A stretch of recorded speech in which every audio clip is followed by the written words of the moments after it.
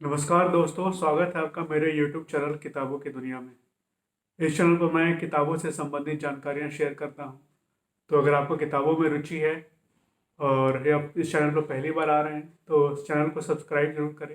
अपने दोस्तों और अपने रिश्तेदारों के साथ भी इसे शेयर करें और उन्हें भी सब्सक्राइब करने का सुझाव दें।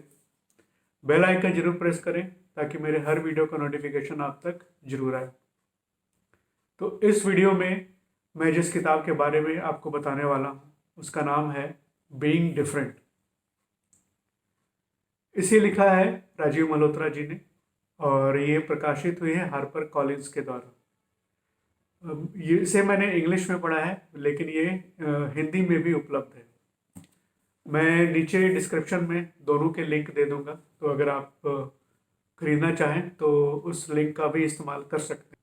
तो इस किताब में क्या है, हमें ये किताब क्यों पढ़नी चाहिए और हमें क्या नया सीखने को मिल सकता है, आइए इसके बारे में चर्चा करते हैं। इस किताब को अगर इसके टाइटल को आप पूरा देखें तो ये कहते हैं being different an Indian challenge to western universalism. साफ साफ शब्दों में कहें तो जो वेस्ट के जो इंटेलेक्चुअल हुए, जो बुद्धिजीवी हुए, उन्होंने जब ईस्ट के बारे में, खासकर भारत के बारे में जब अपना पढ़ना शुरू किया, उसके बारे में अध्ययन करना शुरू किया, तो उनका नज़रिया जो था वो वही वेस्टर्न टेम्पलेट को लेकर ही था। उन्होंने अपनी संस्कृति, उनके जो विचार थे उन सबको स्टडी किया और एक मॉडल बनाया कि उनके हिसाब से अगर किसी सभ्यता को या किसी भी संस्कृति को अगर स्टडी करना हो तो ये मॉडल है, और इस मॉडल में अगर वो फिट होते हैं तो वो संस्कृति उनके हिसाब से अच्छी है और वहाँ पर उनको एक तालमेल मिलेगा। और अगर इस मॉडल से कुछ अलग होता है तो इसका मतलब कि उस संस्कृति में कुछ कमियां हैं या फिर कुछ अलग बातें हैं जिन्हें वेस्टर्न टेम्पलेट से जोड़ा नहीं जा सकता। तो उनको उस वैसे संस्कृतियों को, उन चीज़ों को हटाना चाहिए, या फिर ये मतलब संभव नहीं है कि एक भिन्न दृष्टिकोण हो दूसरे संस्कृति में। तो इसी विचारधारा को ये एक चैलेंज राजीव मल्होत्रा जी ने किया है, एक चुनौती दी है कि कोई भी एक टेम्पलेट को लेकर, या तो वेस्टर्न या फिर ईस्टर्न, आप लेकर आप उसका एक पूरे विश्व के लिए एक जेनरिक टेम्पलेट नहीं बना सकते हैं। हर सभ्यता, हर धर्म और हर संस्कृति की एक अपनी सोच होती है। आप पहले उस सोच को समझिए और फिर उस मॉडल के तहत फिर आप उसका विश्लेषण कीजिए कि उस संस्कृति में क्या अच्छी बात है, क्या उसमें जो उनका जो सोचने का जो विचार है वो, उसमें नयापन क्या है, उसमें एक अलग बात क्या है। और आपको भले उसमें अंतर दिखे तो उसमें आपको उसका विरोध नहीं करना चाहिए। उसमें आपको इस बात की समझ होनी चाहिए कि एक ही चीज़ को भिन्न भिन्न तरीके से किया जा सकता है। तो अगर धर्म की बात करें तो जो अब्राहमिक रिलीजन, जो इस किताब में मल्होत्रा जी ने बताया है, जो अब्राहमिक रिलीजन होते हैं उनका बहुत ज़्यादा जोर होता है इतिहास के ऊपर, कि इतिहास में कुछ ऐसी घटनाएं घटी, कुछ अहलौकिक घटनाएं, परलौकिक घटनाएं घटी, और उसके तहत कुछ धर्मों का जन्म हुआ और फिर उनकी प्रगति हुई। और तो इतिहास के ऊपर काफ़ी जोर है।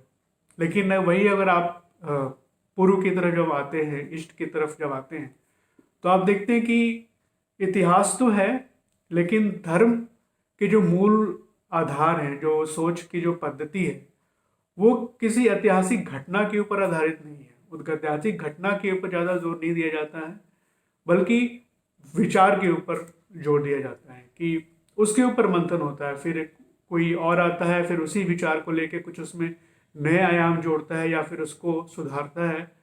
तो विचारों का मंथन चलता है, विचारों का अध्ययन होता है और उसके आधार पर धर्म की स्थापना हुई है और धर्म बढ़ रहा है। जैसे सनातन धर्म जो हमारे यहाँ है, उसका जो मूल जो है वो इसी तरह से है। लेकिन अगर हम वेस्टर्न टेम्पलेट को लगा के देखें, कुछ ऐतिहासिक घटनाएं घटी और उसके आधार पर धर्म को हम उसे एक सांचे में डालने की कोशिश करेंगे, तो हो सकता है कि हम सही तरीके से ना समझें सनातन धर्म को, या फिर ईस्ट की किसी भी फिलॉसफी को, जो चाइना की ही हो। सिर्फ सनातन धर्म की बात नहीं है, ज़्यादातर ईस्टर्न जो विश्व का जो ईस्टर्न साइड रहा है, वो थॉट प्रोसेस, चिंतन, फिलॉसफी, इन सब को आधार बनाते हुए धर्म की स्थापना हुई है, नए धर्म के सूत्रों की स्थापना हुई है।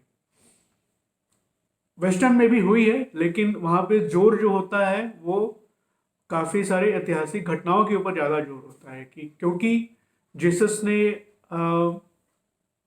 जीसस ही हैं जो सभी को, जैसे एक उदाहरण यही है कि जीसस ही हैं जो, अगर वहाँ जैसे बाइबल में या फिर उनकी ऐसी मान्यता है कि बाय बर्थ हर इंसान के ऊपर कुछ पाप हैं, और जीसस हैं वो उन सबको पाप से मुक्ति दिलाएंगे।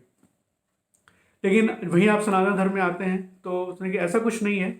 आप पिछले जन्म के कर्मों को आप अपने साथ लेकर चलते हैं, और हर इंसान अपने कर्मों के बंधन से मुक्ति पा सकता है। कोई एक पर्टिकुलर इंसान नहीं है, या कोई एक पर्टिकुलर भगवान नहीं है जो उनको मुक्ति दिला सकता है। हर के अंदर वो एक शक्ति है, अगर वो करना चाहे तो अपने आप को बंधनों से मुक्त कर सकता है।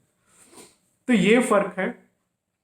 इसी तरह के और भी बहुत सारे फर्क हैं जो राजीव मल्होत्रा जी ने इसमें बताया है, जैसे कि बहुत सारे संस्कृत, जैसे वेस्टर्न जो बुद्धिजीवी थे, उन्होंने बहुत सारे संस्कृत शब्दों को अपने जो उनके इंग्लिश के शब्द हैं उनके बराबर करने की कोशिश की है। तो इसका भी उन्होंने खंडन किया है कि जो संस्कृत के शब्द हैं वो जो है उनका मतलब कुछ और होता है, और वेस्टर्न जो भाषा है, जो पश्चिमी भाषा है, उसमें शायद उनके बराबर के शब्द समान मतलब वाले, समान अर्थ वाले नहीं मिलते हैं। यही चीज़ है इसमें इन्होंने कहा है। तो काफ़ी सारी फिलॉसफी है इस किताब में, जो अगर आपको धर्म और कल्चर और संस्कृति के ऊपर अगर आपकी इंटरेस्ट है तो आप ज़रूर पढ़िए इस किताब को। और एक अच्छी बात लगी मुझे इस किताब में, जो वो है कि इन्होंने एक नया दृष्टि दिया है। एक सनातन धर्म और जो पूर्व के जो धर्म हैं, जो विचारधारा है, उनको देखने को एक नई दृष्टि। तो उनका यहाँ पर मेन, इस पूरे किताब का जो मेन मतलब है, जो मेन पॉइंट है, वो यही है कि आप अपनी दृष्टि बदलिए, और साथ में ये देते हैं कि भारतीय दृष्टि के हिसाब से, दर्शन दृष्टि के हिसाब से हम एक वेस्ट को कैसे देखें। तो उन्होंने एक नई दृष्टि इस किताब में उन्होंने कहा कि हमें सिर्फ पश्चिमी दृष्टि से पूर्व को नहीं देखना है, और उसी से पूरे दुनिया को नहीं देखना है, बल्कि पूर्व की दृष्टि से भी पूरी दुनिया को देखना है। तो तभी, और हम एक दूसरे का, और ऐसा नहीं कि उन्होंने खंडन किया है कि जो पश्चिम की विचारधारा है बिल्कुल ही गलत है, या फिर जो पूर्व की जो विचारधारा है वही बिल्कुल अच्छी है, वही सत्य है। ऐसा उन्होंने बिल्कुल नहीं कहा है। उन्होंने कहा है कि हमें दृष्टि बदलने की जरूरत है। अगर हम किसी चीज़ को देख रहे हैं तो एक ही दृष्टि से सभी चीज़ों को ना देखें। हर चीज़ का, हर एक का जो एक कॉन्टेक्स्ट होता है वो बदलता रहता है, और उसी हिसाब से हमें अपनी दृष्टि भी बदलनी चाहिए और उस चीज़ों को समझने की कोशिश करनी चाहिए। एक टेम्पलेट से सारी चीज़ों को ना देखें। तो यही इस किताब का सार है, आप कह सकते हैं। काफ़ी अच्छी लगी मुझे किताब। काफ़ी सारे फैक्ट्स राजीव मल्होत्रा जी ने बताए हैं इसमें, जिनके आधार पर पाठक को जो क्योंकि ये फिलॉसफी की किताब है एक तरह से, तो फिलॉसफी काफ़ी लोग को मुश्किल होती है समझने में, लेकिन उन्होंने काफ़ी साधारण, बहुत ही सहज और सरल भाषा का इस्तेमाल किया है।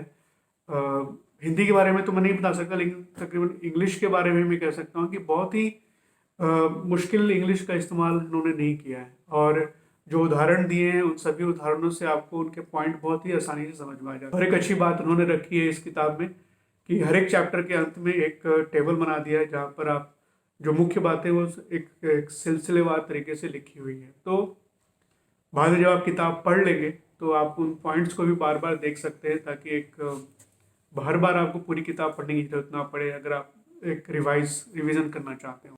एक चीज़ जो मुझे इसमें लगी, मुझे कहीं कहीं लगा कि ये पॉइंट्स मुझे पता है।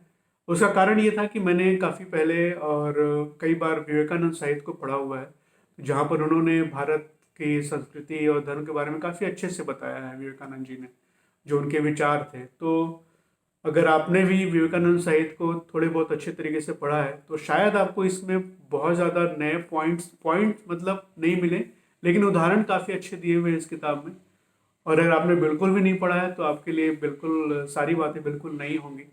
अगर आपको संस्कृति के बारे में बहुत ही गहरी तरीके से अगर आपने कभी इस विचार नहीं किया है, और इसके लिए आपको बहुत ज़्यादा एक अच्छी बात है कि बहुत ज़्यादा इंटेलेक्चुअल होने की भी ज़रूरत नहीं है, बहुत ज़्यादा आपको ज्ञान की ज़रूरत नहीं है। तो बिल्कुल ही सरल तरीके से बताया है, तो आप इसे ज़रूर पढ़ सकते हैं। तो ये सारी बातें थी इस किताब की। आप पढ़िए और बताइए कि कैसी लगी आपको किताब, और आपको रिव्यू कैसा लगा ये भी आप बताइए कमेंट बॉक्स में। मैं फिर मिलूँगा एक नए वीडियो में एक नई किताब की चर्चा के साथ। तब तक लाइफ एंजॉय करते रहिए और मस्त रहिए। Bye bye.